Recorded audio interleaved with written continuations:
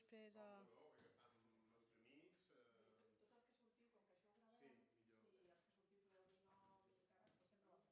Vale. No és res. Començam o... Quantes me digueu?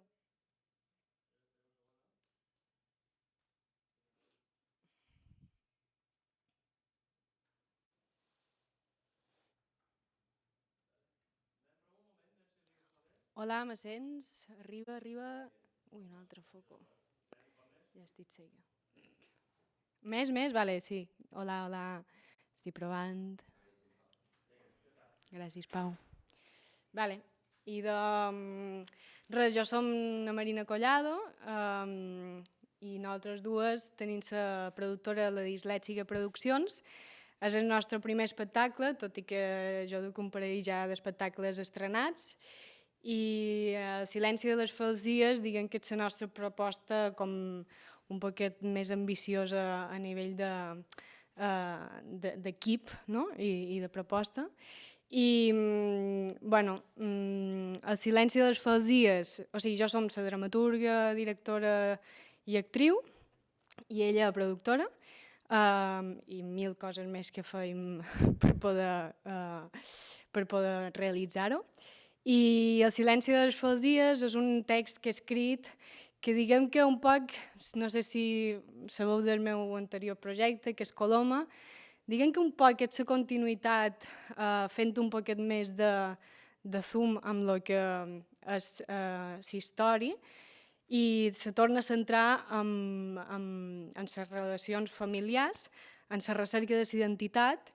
I aquí concretament se centra molt en la relació mare-filla i la incapacitat de comunicació que tenen entre elles dues. I, bueno, El silenci de les falsies és com un títol poètic més enllà de les relacions que hi ha, no? De les escenes que hi ha mare i filla, i també en Lola, que és un personatge molt clau per el personatge principal, que és la Sílvia, perquè s'enamoren, tenen una història d'amor, ella és sorda, a la vida real i en el personatge, i diguem que és la que més escolta i un poc desencadena molt aquest silenci i aquesta capacitat de comunicació. I tot està envoltat d'una poètica que té molta a veure amb la naturalesa, a partir d'un record que té sa mare, sa mare i sa filla, de que compartien quan eren petites, no? Que com si fos el moment on després d'això se va bloquejar i se va aturar, quan perds un poc l'infància i també a l'edat adulta, l'adolescència i l'edat adulta, que a poc la filla va fent el seu camí, no? I entre aquest moment d'impàs d'anar una cosa a l'altra, hi ha com moltes dificultats de lo que hauria de ser una relació mare-filla, no? I la filla se n'ha anat durant molt de temps i torna, perquè sa àvia s'ha mort, que és de Menorca. Aquí hi ha una mare catalana, una àvia de Menorca i una filla mallorquina, que això també han hagut de partir totes, no? I cadascú té com arrels diferents. I un poc és el resum, no sé si m'he explicat, si ara necessiteu demanar-me més coses sobre la història, estic aquí oberta. No sé si Namà té pànic escènic, però és com el motor de tot. Sense ella... No sé, voleu demanar qualque cosa més?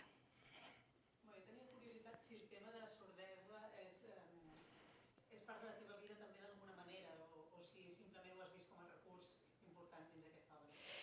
Jo quan vaig començar a escriure l'obra, el personatge de na Lola no era sorda i just vaig tenir un lío amb una lota sorda que m'ha explotat tot. Vaig al·lucinar que no poguéssim anar al teatre perquè no era accessible, no hi ha absolutament quasi res accessible per a les persones sordes, i li vaig dir, si estrena aquesta obra, sí o sí, hi haurà subtítols i serà... I en el procés d'escriure vaig transformar i de sobte vaig agafar com una altra volada. O sigui, L'obra se va escriure fa 2 anys, o 3 o 4, ja no me'n record, he perdut ja la noció de tot, però s'ha anat transformant moltíssim, sobretot també quan va aparèixer na Núria. Na Núria, quan se'l va llegir la proposta, m'ha donat com algo molt clau, que és que no hi havia el punt de vista de sa mare, no? Clar, si ho he escrit jo, pues, jo en mi imaginació, pues les madres viven i sienten així, i ella m'ha dit, anem a fer, i se va transformar l'obra moltíssim. Igual que quan vaig conèixer a Míriam, perquè primer ho havia de fer una altra lota i quan ho va fer a Míriam també varen fer impros i les escenes d'elles dues varen canviar radical, perquè tot era impro i quasi el text és seu.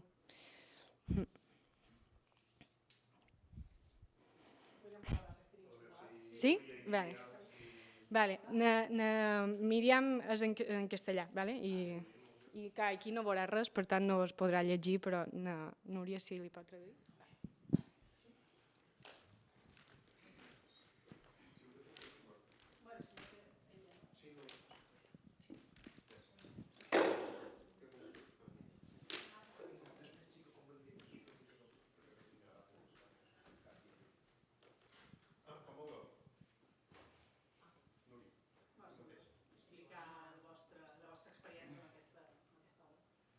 Que nos piden, la experiencia de cómo llegamos aquí, ¿no? Sí. ¿Cómo llegamos aquí? ¿Empiezo yo? Empieza tú.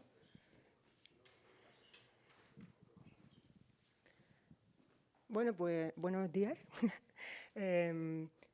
Bueno, yo vengo queriendo tener una trayectoria como actriz sorda, porque considero que la sordera es el motor que me articula para poder funcionar en el mundo y bueno, al convivir con esta condición en un mundo en el que todavía no conoce nada sobre la sordera y la estigmatiza y cree mitos y muchos malos entendidos, pues tengo un espíritu activista y quiero trabajar desde ahí. Entonces, como receptora de información y que me gusta ir al teatro, al cine y consumir arte, porque necesito desarrollar mi parte poética como todo el mundo, pues siempre me he sentido oprimida y que la inaccesibilidad me impide poder estar en igualdad.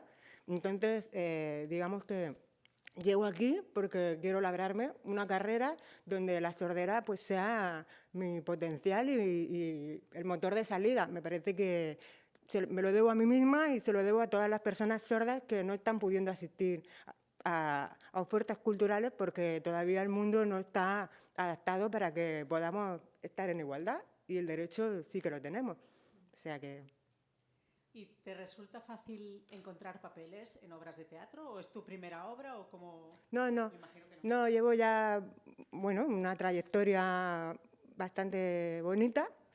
No, fácil no es para nada. Es muy difícil porque son muy poquitas las creadoras que tengan una perspectiva de querer abrazar la diversidad, ¿no? Y de querer disfrutar de tener actrices diferentes como parte de una riqueza. Entonces, bueno, a ver si poquito a poco esto se normaliza y el público lo acoge bien y las personas sordas pueden estar aquí y pueden estar formando parte de la creación colectiva y del discurso del día a día. Sí, a mí, me gustaría saber qué parte de ti has aportado al papel, de alguna manera, ¿no? Porque entiendo que también para Marina era una experiencia nueva y el hecho de tú ser actriz y haber vivido todo esto, de alguna manera en Lola debe estar presente, me imagino. Sí.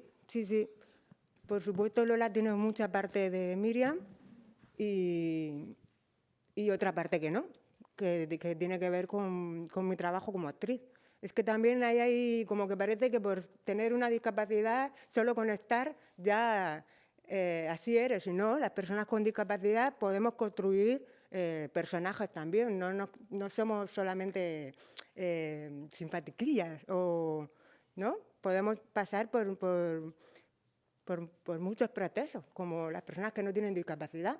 Entonces, sí, Lola tiene un interior que es compartido con Míriam, porque la experiencia es compartida, pero en este momento pues está en una parte de su vida que Míriam no tiene nada que ver con ella.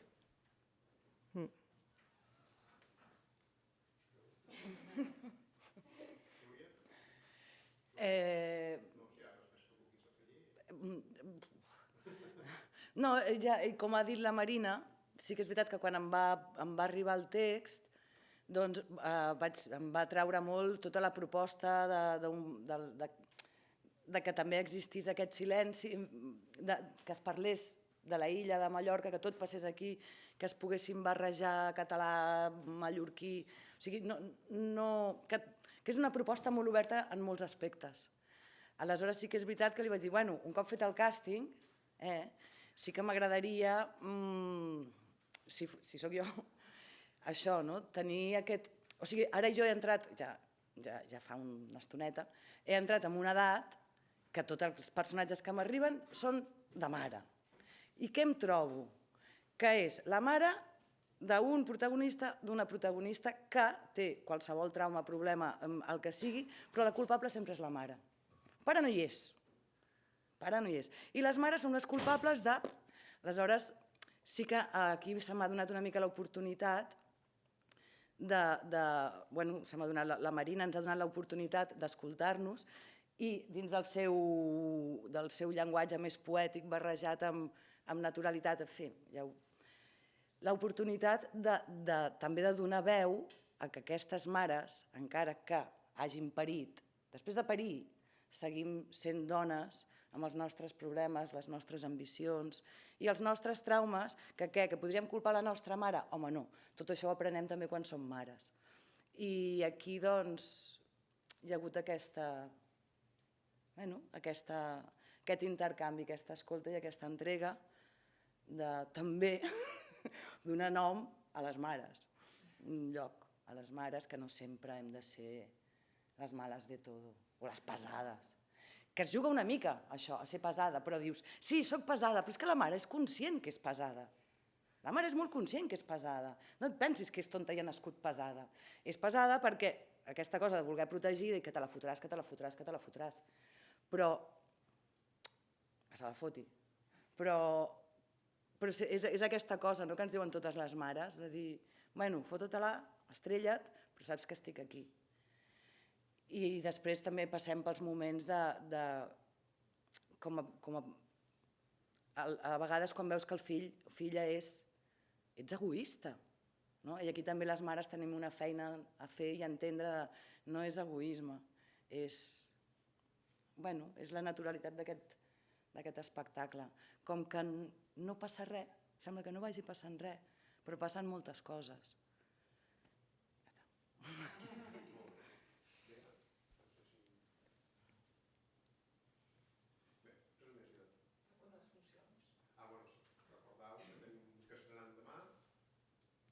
Ai, perdoneu, hi ha un personatge molt important en els canvis que abans ha parlat la Marina. Abans teníem el personatge del silenci en escena, ara el personatge del silenci que ens l'està fent la Mar Grimal des d'allà, com si fos Déu.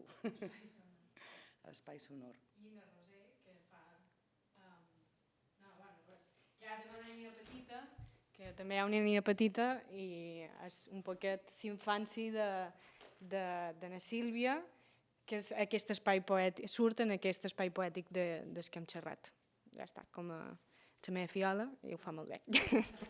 Una última cosa, perdó, que hem dit que és un espectacle accessible, però accessible té molts matisos i també hem après sobre això, i és accessible per persones que llegeixin subtítols en català. És a dir, que no és accessible per totes les persones que no escolten, o sigui, no hi senten, perquè hi ha persones que només llegeixen llengua de signes i persones que no parlen el català. És a dir, que vull dir que és específic, accessible per a aquest tipus de persones, però en un futur anirem ampliant aquesta accessibilitat. I res, i acabar també que Namà Fiol ha portat moltíssimes coses en tot el procés, el que en el final hem hagut de fer canvis, com també amb Namà Grimal, vull dir, ha estat un procés molt complicat i bueno, hem anat construint a poc, però també hi ha la seva feina aquí. I ja està. Gràcies.